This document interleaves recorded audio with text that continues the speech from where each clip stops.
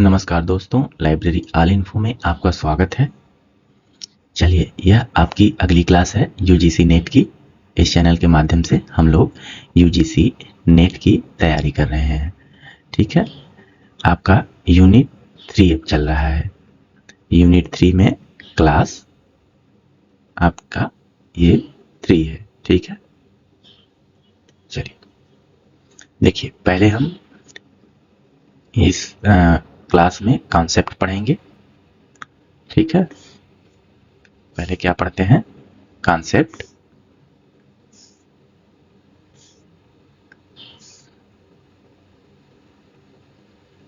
फिर उसके बाद हम PYQ देखते हैं, या जो आपके एग्जाम में क्वेश्चन आ सकते हैं उसको देखते हैं। तो चलिए स्टार्ट करते हैं। आज का टॉपिक है प्राइमरी इंफॉर्मेशन सोर्स।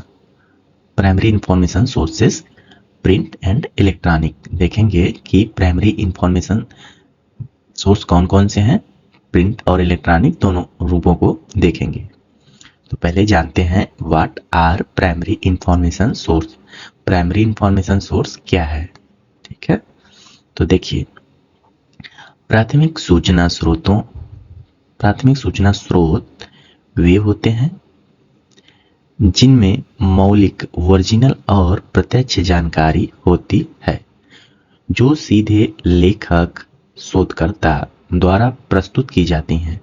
ठीक है, तो प्राइमरी इंफॉर्मेशन सोर्स मीन्स प्राथमिक सूचना स्रोत वे होते हैं जो मौलिक, ओरिजिनल, ठीक है, और प्रत्यक्ष जानकारी होती है। ठीक है, जिनमें मौलिक और प्रत्यक्ष जानकारी होती है, जो सीधे लेखक या रिसर्चर, शोधकर्ता द्वारा प्रस्तुत की जाती है।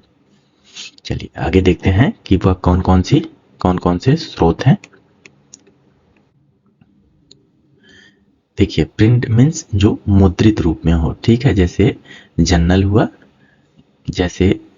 हुआ, थीसिस हुआ, थीसिस कॉपी हुई। ठीक है, तो ये प्रिंट फॉर्म में हो गया। इलेक्ट्रॉनिक मीन्स डिजिटल या ऑनलाइन, मीन्स ई बुक या ऑनलाइन। ठीक है ना, इलेक्ट्रॉनिक फॉर्म में, डिजिटल या ऑनलाइन रूप में। तो जैसे ई जर्नल, ऑनलाइन पेटेंट और डिजिटल थीसिस।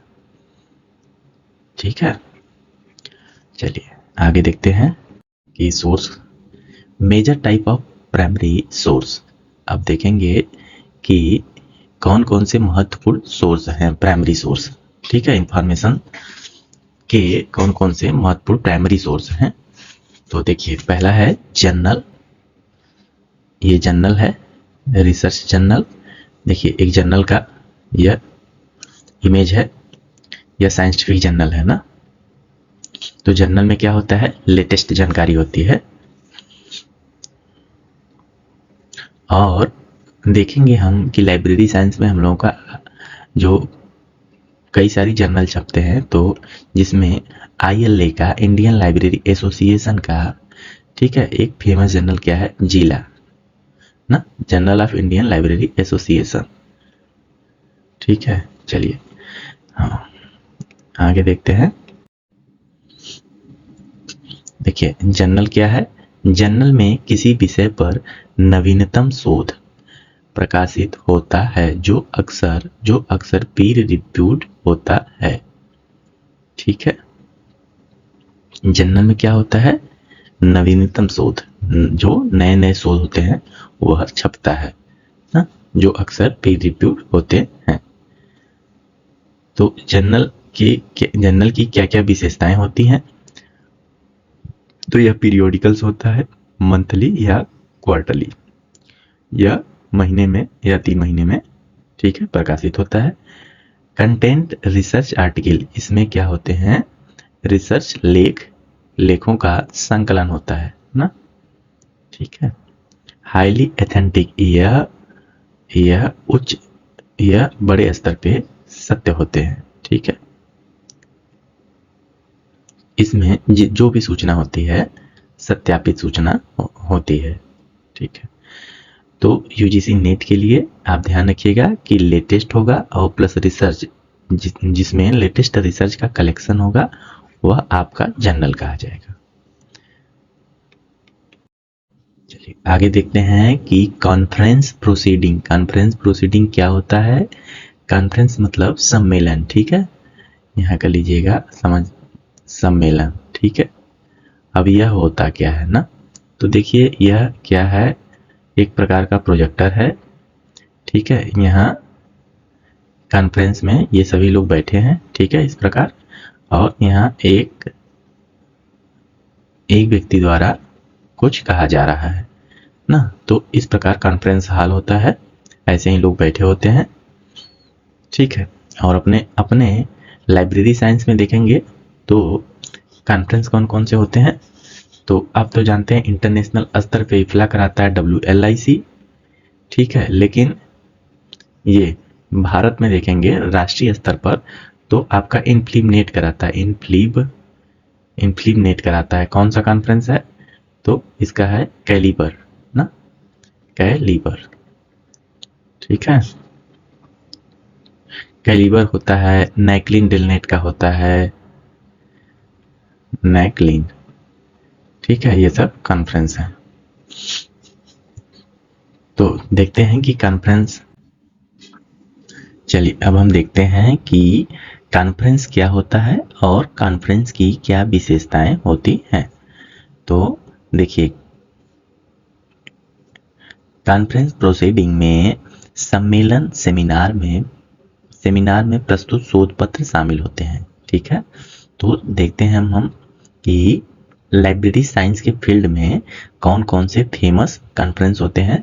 तो आप जानते हैं कि इफ्ला एक कॉन्फ्रेंस करवाता है जिसका क्या नाम है, आपको पीछे तो बताएं, जिसका WLIC ना, WLIC, और भारत में राष्ट्रीय स्तर पे इनफ्लिब नेट कराता है, इसका क्या नाम है, कैलिबर, कैलिबर, ठीक है। चलिए कॉन्फ्रेंस में क्या होता है, एक स्पेसिफिक सब्जेक्ट ग्रुप के स्पेसिफिक सब्जेक्ट ना, सब्जेक्ट ग्रुप के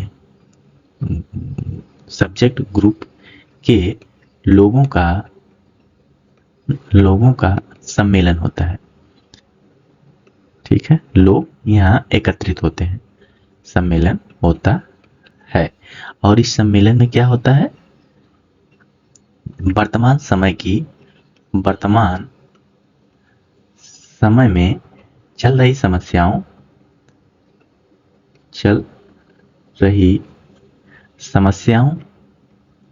समस्याओं, हो रहे बदलाव और भविष्य की मांग और समाधान, ठीक है, और समाधान पर चर्चा होता है। चर्चा शोध पत्र या रिसर्च आर्टिकल, ठीक है, रिसर्च पत्र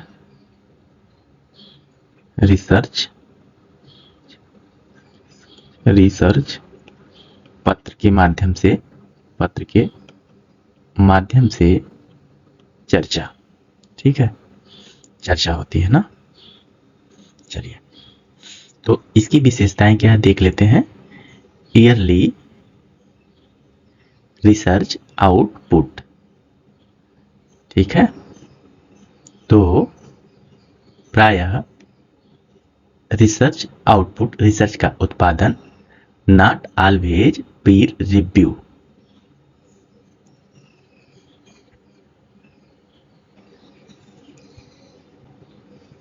ठीक है, नॉट ऑलवेज पीर रिव्यू, हमेशा सहकर्मी की इस फील्ड में हमेशा सहकर्मी की समीक्षा नहीं की जाती।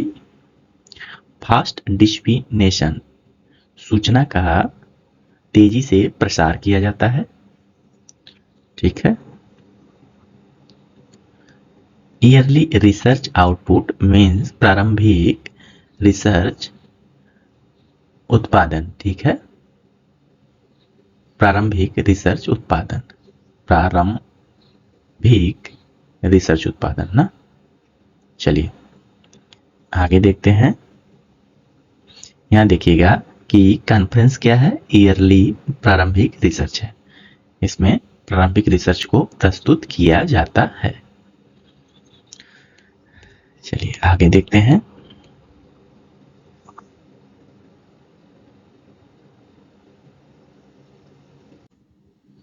चलिए अब हम देखेंगे कि पेटेंट क्या है ना।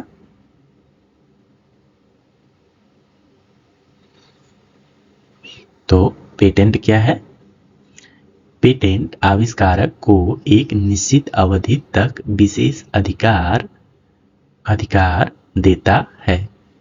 ठीक है, देखिए पेटेंट किसके अंतर्गत आता है? आईपीआर के अंतर्गत। ठीक है, इंटेलेक्चुअल प्रॉपर्टी राइट के अंतर्गत। इसमें आपका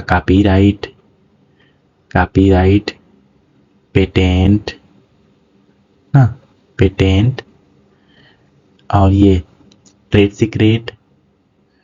सीक्रेट और इंडस्ट्रियल डिजाइन।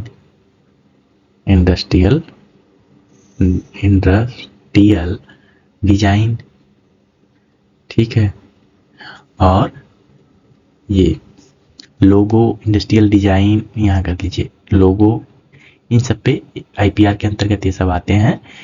इनको एक अधिकार, विशेष अधिकार दिया जाता है। तो हम देखेंगे पेटेंट। ठीक है, यहाँ हम पढ़ रहे हैं प्रारंभिक सोर्स, इंफॉर्मेशन के प्रारंभिक सोर्स, प्राथमिक स्रोत कौन कौन से हैं। तो इसमें हम, मेरा अगला पॉइंट है पेटेंट। पेटेंट क्या होता है? विशेष आविष्कारक को, यह देखिए पेटेंट जो है ना, ये साइंस के फील्ड में मैक्सिमम साइंस के क्षेत्र में दिया जाता है। ठीक है, क्षेत्र में दिया जाता है ना, साइंस के फील्ड में एक निश्चित अवधि विशेष अधिकार दिया जाता है, जिसकी अवधि, इसकी अवधि कितनी होती है ये ध्यान रखना है। इंपॉर्टेंट पॉइंट है कि पेटेंट की अवधि 20 वर्ष तक होती है फाइलिंग तिथि से। जिस वर्ष आपका रजिस्ट्रेशन होता है उससे 20 वर्ष तक। और वर्ल्ड लेवल पे देखते हैं कि पेटेंट की क्या स्थिति है। तो वर्ल्ड इंटेलेक्चुअल प्रॉपर्टी ऑर्गेनाइजेशन, इसको हम शॉर्ट में कहते हैं वीपो। ठीक है, वीपो का हेडक्वार्टर कहाँ है? स्विट्जरलैंड में, जनेवा स्विट्जरलैंड में। और इसकी स्थापना कब हुई है? 1967 में। देखिए सब एक एक लाइन इंपॉर्टेंट है ना।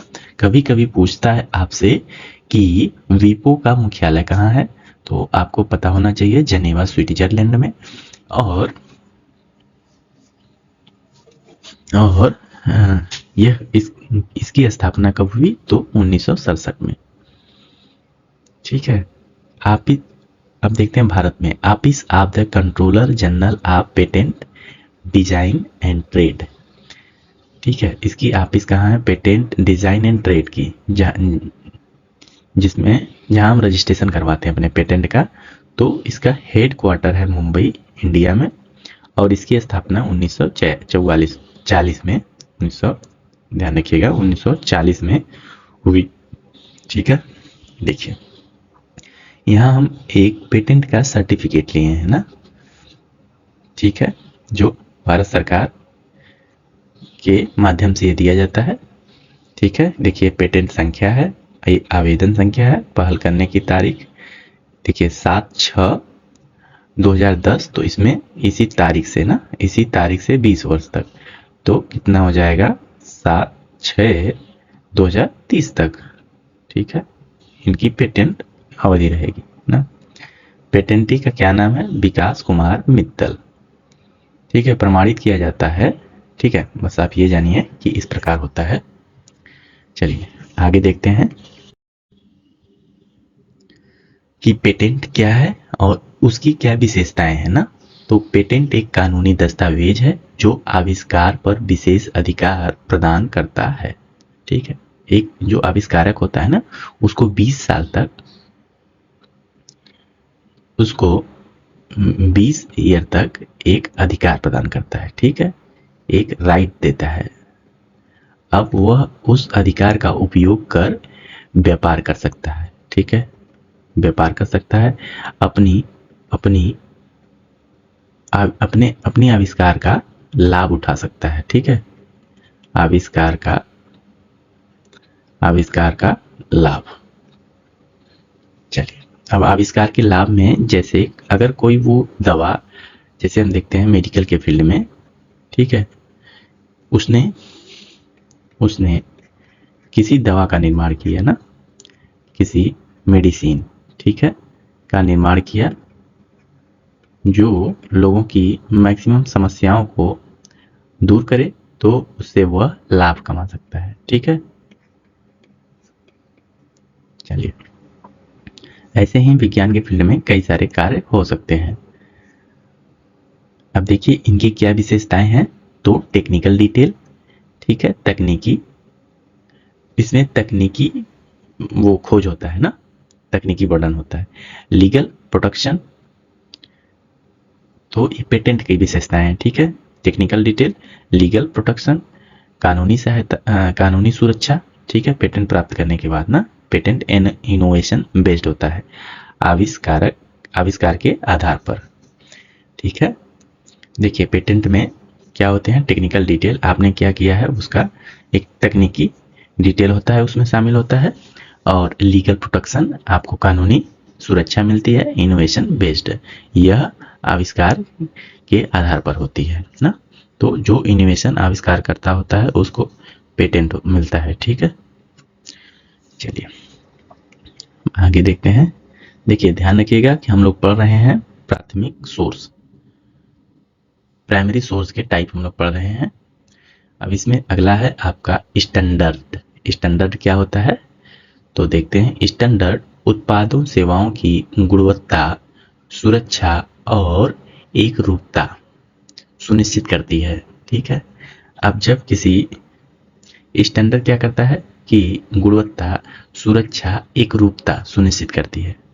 जब किसी वस्तु के लिए भारत सरकार के द्वारा या तो कोई बड़ी कंपनी उसके द्वारा, जिसके कई ब्रांच हैं, एक स्टैंडर्ड तय किए जाते हैं जिस स्टैंडर्ड को सभी को फॉलो करना होता है ना,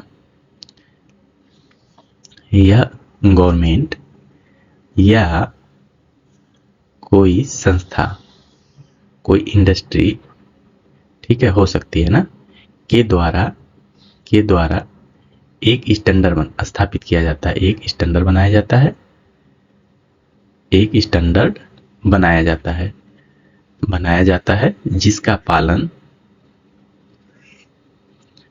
जिसका पालन सबको करना होता है ना, पालन सबको करना होता है, ताकि उनकी क्वालिटी, सुरक्षा और एकरूपता बनी रहे। ठीक है, चलिए देखते हैं कि इनका अवधि निश्चित नहीं है। ठीक है, तो उसको छोड़िए, कोई निश्चित अवधि नहीं होती, समय समय पर संशोधित होता रहता है। इनका ये ध्यान रखना है कि स्टैंडर्ड का हेडक्वार्टर कहाँ है, तो जनेवा स्विट्जरलैंड में है। इसकी स्थापना 1947 में हुई। मेन ये है, देखिए इंपॉर्टेंट ये है, ठीक है, ब्यूरो ऑफ इंडियन स्टैंडर्ड, जिसे हम शॉर्ट में BIS कहते हैं ना। ठीक है, आप देखते हैं कोई सोना लेते हैं, ठीक है, अगर सोना लेते हैं तो आप उस पे किसका, BIS का हॉलमार्क देखते हैं ना, हॉलमार्क, ठीक है, कि कितने कैरेट का है ना, 24 कैरेट, ठीक है, 18 कैरेट और 22 कैरेट, ये सब ये चीज़ें दिखाती हैं। तो यह BIS हॉलमार्क जो होता है ना, उसकी गुणवत्ता, सुरक्षा, एकरूपता का प्रमाण होता है। इस मार्क से स्पष्ट होता है कि नहीं, सारी चीज़ें ठीक हैं। तो BIS का हेडक्वार्टर कहाँ है, न्यू दिल्ली, इंडिया में। और इसकी स्थापना कहाँ हुई है, कब हुई है, 1986 में। ठीक है, आपको ये ध्यान रखना है कि BIS क्या है, ब्यूरो ऑफ इंडियन स्टैंडर्ड, ठीक है, ब्यूरो ऑफ इंडियन स्टैंडर्ड, और इसका हेडक्वार्टर कहाँ है, न्यू दिल्ली में। ठीक है, हेडक्वार्टर न्यू दिल्ली ना, स्थापना 1986 में। ठीक है, चलिए आगे देखते हैं कि BIS क्या है, स्टैंडर्ड उत्पादों सेवाओं के लिए तकनीकी मानक और दिशा निर्देश प्रदान करते हैं। तकनीकी मानक और दिशा निर्देश ये सुनिश्चित करते हैं या प्रदान करते हैं।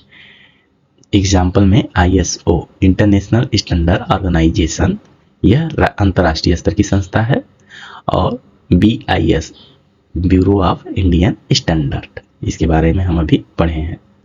ठीक है, इसको ध्यान रखना है कि 1986 में इसकी स्थापना हुई है, हेडक्वार्टर न्यू दिल्ली है। अब देखिए क्वालिटी और रूल्स की जो बात करें वह स्टैंडर्ड तो होता है। अब देखिए थीसिस एंड डिसर्टेशन। थीसिस एवं डिसर्टेशन, थीसिस कौन बनाता है? PhD डिग्री के उपाधि के लिए ये थीसिस सबमिट की जाती है। ठीक है, और यह 3 से 5 साल, ठीक है, के लिए रिसर्चर को प्राप्त होता है। ठीक है, और डिसर्टेशन क्या है? डिसर्टेशन थीसिस का एक छोटे स्तर पे किया गया खोज है ना। यह पीजी स्टूडेंट को प्रदान किया जाता है। ठीक है, यह पेज कितना होता है इसमें आपका 80 से 150 या 200 तक, और इसमें पेज संख्या कितनी होती है? इसमें आपका 60 से 120 तक ना। चलिए अब आगे देखते हैं। यह जाने आप यहाँ से ध्यान रखना है कि यह प्राइमरी सोर्स ऑफ इंफॉर्मेशन है। ठीक है, तो देखिए थीसिस डिसर्टेशन या थीसिस डिग्री प्राप्त करने के लिए प्रस्तुत शोध कार्य। डिग्री प्राप्त करने के लिए थीसिस या डिसर्टेशन डिग्री प्राप्त करने के लिए प्रस्तुत शोध कार्य थीसिस है। ठीक है, और इसकी विशेषताएं क्या है? डिटेल रिसर्च, विस्तार पूर्वक किया गया रिसर्च, और ओरिजिनल वर्क। ठीक है, यह वास्तविक कार्य का संकलन होता है, यूनिवर्सिटी बेस विश्वविद्यालय आधारित। डिग्री रिसर्च, जब रिसर्च डिग्री के लिए की जाती है तो वह थीसिस होता है। ठीक है, जो रिसर्च डिग्री के लिए की जाती है, ठीक है, तो समझिए कि थीसिस सबमिट करना होगा ना। आगे देखते हैं कि अब देखते हैं ट्रेड लिटरेचर। ये हम लोग प्राइमरी सोर्स देख रहे हैं ना, ये ध्यान रखिएगा कि source of primary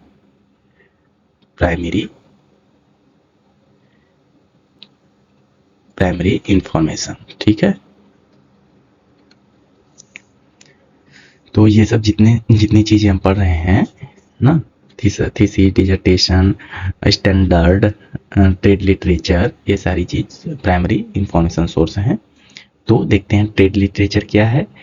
trade literature में कंपनियों द्वारा प्रकाशित ब्रोशर, कैटलॉग, मैनुअल आदि शामिल होते हैं। ठीक है, आपका ब्रोशर, कैटलॉग, मैनुअल ये प्राइमरी सोर्स है ना। ये ध्यान रखना है कि ब्रोशर, कैटलॉग, मैनुअल ये आपके प्राइमरी सोर्स होते हैं।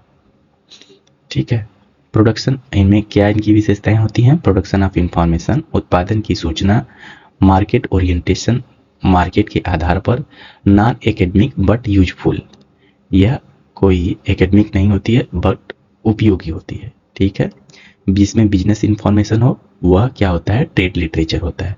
जिसमें बिजनेस इंफॉर्मेशन हो वह ट्रेड लिटरेचर होता है। ठीक है, थोड़ा क्लास लंबा हो रहा है तो हम थोड़ा तेज चलने का प्रयास करेंगे ना। तो क्विक रिवीजन में हम देख लेते हैं जर्नल क्या होता है। जर्नल लेटेस्ट रिसर्च होता है, नवीन शोध होता है ना। और कॉन्फ्रेंस में क्या होता है? ईयरली रिसर्च, प्रारंभिक शोध होता है। ठीक है, प्रारंभिक शोध होता है। और पेटेंट क्या होता है? यह आविष्कारक को दिया जाता है, आविष्कारक को एक प्रकार का अधिकार प्राप्त होता है, राइट प्राप्त होता है। और स्टैंडर्ड क्या होता है? यह क्वालिटी को मैनेज करता है, क्वालिटी को दिखाता है। ठीक है, और थीसिस क्या होती है? यह डिग्री के लिए रिसर्च के लिए प्रदान की जाती है, शोध कार्य के लिए प्रदान की जाती है। और ट्रेड लिटरेचर क्या होता है? इसमें बिजनेस इंफॉर्मेशन होते हैं। ठीक है, ट्रेड लिटरेचर जिस ट्रेड का, जिस व्यापार का ट्रेड लिटरेचर है उसका व्यापार, उसकी व्यापार की सूचना होती है। चलिए अब हम क्वेश्चन करेंगे आगे ना। तो अब हम इम्पोर्टेंट क्वेश्चन करेंगे जो आपके PYQ और फ्यूचर बेस्ड हैं, ठीक है, जो एग्जाम में आ सकते हैं। चलिए देखते हैं आज का पहला क्वेश्चन है, which source are provides latest in research. वह कौन सा सोर्स है जो नवीन शोध को प्रस्तुत करता है? तो यह है जर्नल, ठीक है। अगला प्रश्न आपका है, पेटेंट इज रिलेटेड टू सूचना, अरे पेटेंट किससे संबंधित होता है? तो यह आविष्कारक को एक अधिकार प्रदान करता है ना, तो इनोवेशन से। थीसिस सबमिटेड फॉर, थीसिस किस लिए सबमिट की जाती है? तो डिग्री के लिए, डिग्री प्राप्त करने के लिए। अगला है, trade literature include, trade literature व्यापार साहित्य में क्या सम्मिलित होता है? तो ब्रोशर्स, ठीक है। चलिए आगे देखते हैं कि conference proceeding represent, conference proceeding क्या प्रस्तुत करता है? तो ईयरली रिसर्च, प्रारंभिक शोध को।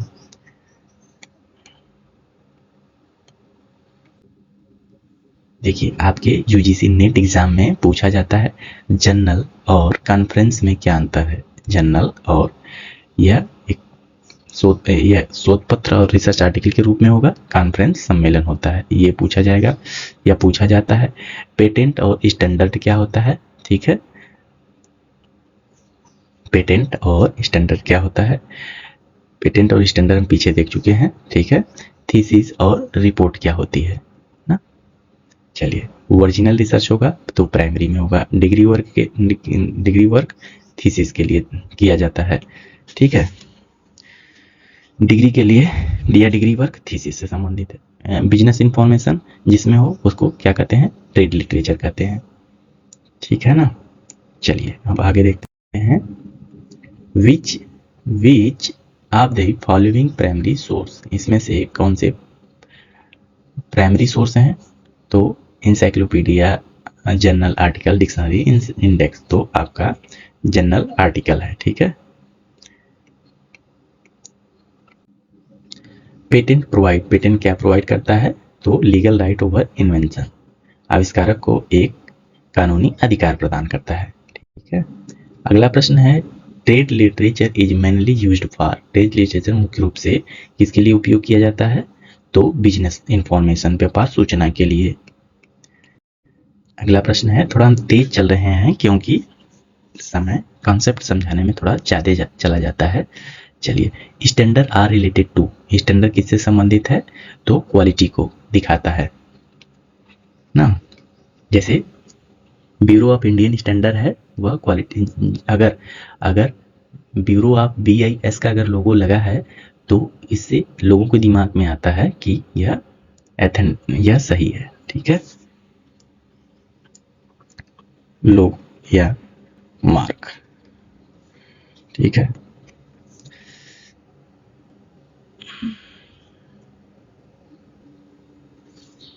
चलिए अगला क्वेश्चन देखते हैं, which source provide earliest research finding, ठीक है। प्रारंभिक रिसर्च फाइंडिंग का संकलन किसमें होता है या प्रस्तुत किसमें किया जाता है?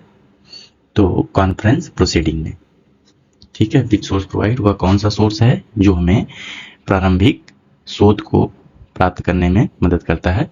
तो या प्रारंभिक रिसर्च की जिसमें जानकारी होती है, तो कॉन्फ्रेंस प्रोसीडिंग में, ठीक है। अगला प्रश्न है, देखिए टाइम थोड़ा ज्यादा लग रहा है इसलिए हम तेज चल रहे हैं ना। तो पीर रिव्यू, ठीक है, एसोसिएटेड विथ, किससे? सहकर्मी समीक्षा, किससे संबंधित है?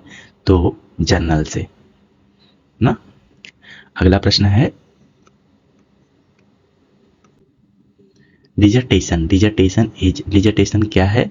तो यह प्राइमरी सोर्स होता है।